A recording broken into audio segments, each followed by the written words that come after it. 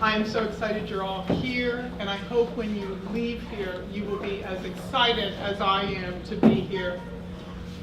Ladies and gentlemen, I know a man. If you'll indulge me.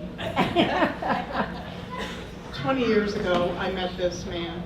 I was a young divorcee, professional firefighter, mom to 3 precious little girls, and he was a teacher. He was my daughter's middle school teacher, in fact. And one day we were attending an event at her middle school, and I saw him. That tall, dark, handsome man in his Arizona tracksuit leaning up against the wall. I hadn't paid attention. And she makes me cry every time she talks. I asked my daughter who that amazing man was, and her response, as only a middle school girl could, eye roll, smart voice. Oh my gosh, are you kidding me? That is my teacher? That's gross, don't ever say that again. Needless to say, that is not the day I met him. A few weeks later, the girls and I went to church, as we did every Sunday. Randy Buckman is here, he's the pastor of that church where we met. And thank you for being here. We were in church, and we walked in, and the first 15 minutes at our church is amazing Christian worship music. And we stood up to sing, and there he was, 3 rows ahead of me, that tall, dark, handsome man.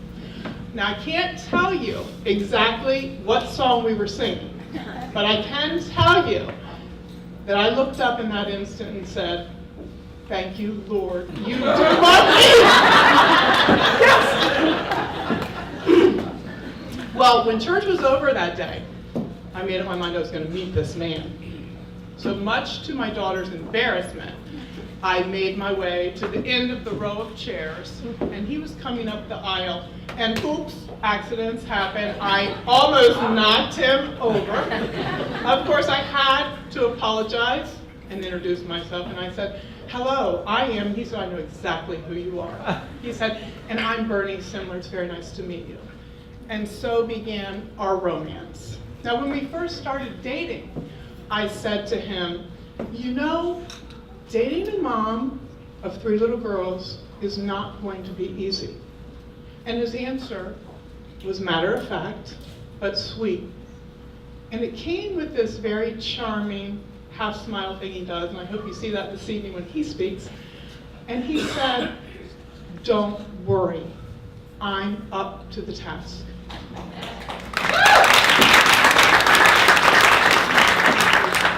And he was. Now, shortly after we met, he came to me and said, "I think I would love for you and the girls to come to my family's Christmas dinner. I want you to meet the whole extended family." Now, I don't know if you guys know the Semlers and the Coppers, but there's a lot of them. I was a little intimidated by this. So the night before Christmas Eve, he came and picked me up, picked the girls up, and he drove us to the old South Mountain Inn in Boonesboro. We walked in, and he went walking on in, back to the garden room, just like he knew where he was going. And the host met us at the door of the garden room, and he said, "Oh, well, good evening, Mr. Semler. Thank you so much for coming. Your table's right this way." I thought, well, that's weird. I looked over, and there was no family. Instead, there was the most amazing table I've ever seen in my life. A big round table in the corner overlooking the trees. In the center of the table was a 3-foot angel carved of stone. And at her base were beautiful fresh flower arrangements. And she had huge wings, and she had her arm extended like this, and there was a seashell in her hand. And I could see that there was a stone in the seashell, and there was writing on the stone, but I couldn't make out what it said. We got closer to the table, and I noticed there was 3 distinct place settings. And each place setting had a Precious Moments figurine, the little ceramic things, and a scroll. And he pointed to the seats and he said, "Girls, these are your seats," to my daughters. And as they sat down, I noticed that each Precious Moments figurine was unique to the girl's personality. example, my daughter Alex, who was about 5 at the time, was quite the creator. And there wasn't an uncolored wall or piece of furniture or piece of clothing out my home. The scrolls, Bernie had written a handwritten letter to each of my daughters. And the letters told each girl why they were special and unique. It talked about the many gifts that they possessed. It talked about the impact that he hoped to have in their lives going forward. As I turned, I noticed the rock in the angel's hand, and I could see the writing on it, and it said, "Marry me." And as I turned around, there was my tall, dark, handsome man on one knee with his hand out with a ring, and he said, "Would you like to go on a lifelong adventure with me?" Yes, I would.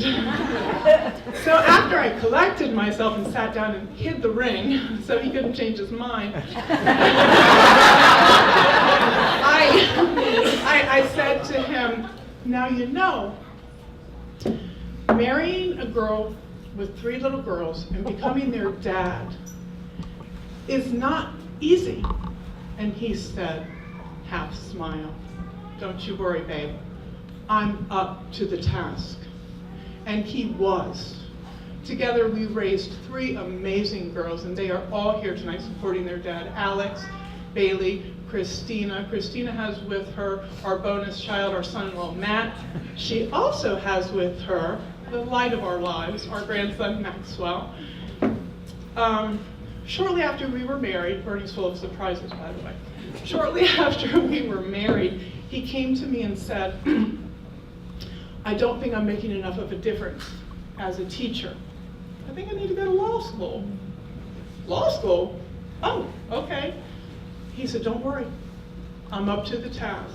And he was. He quickly took his LSAT, applied, was accepted, completed law school, the top 17% in his class at the Dickinson School of Law.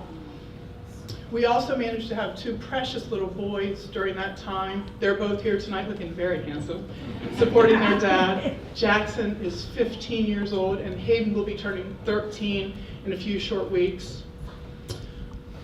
After he completed law school and he was looking around for jobs, and he had a lot of job interviews, he came to me and said, "I think I want to open my own law practice." And I said, "Your own law practice? Okay."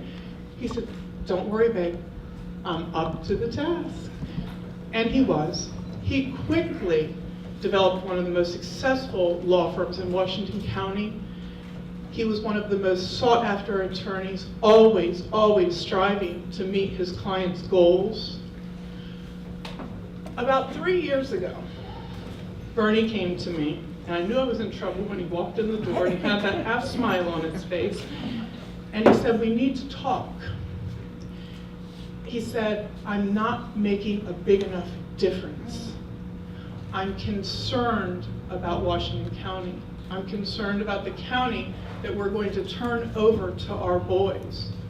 I am concerned about crime and public safety." I said, "Whoa, whoa, whoa, stop. Let me guess, now you want to be a cop?" And he laughed, and he said, "Well, kind of. I want to work with them." He said, "I'd like to be the state's attorney." And I said, "And let me guess, you're up to the task." He said, yes, he was. Ladies and gentlemen, the gentleman getting ready to take the stage right now has spent the last 20 years telling me he didn't know if he could live up to the standards that I set for him. He said I demanded perfection, and I do. But he has never, not once, ever let me down. And that's because each and every day he wakes up wanting to be the best version of himself that he can be. He wakes up each and every day demanding 150% in anything and everything he does. He's strong, he's faithful, he's loyal, he's committed, and he is our next state's attorney for Washington County. and I promise you, he's up to the task. Will you please welcome to the stage the love of my life and our next state's attorney, my husband, William Semler.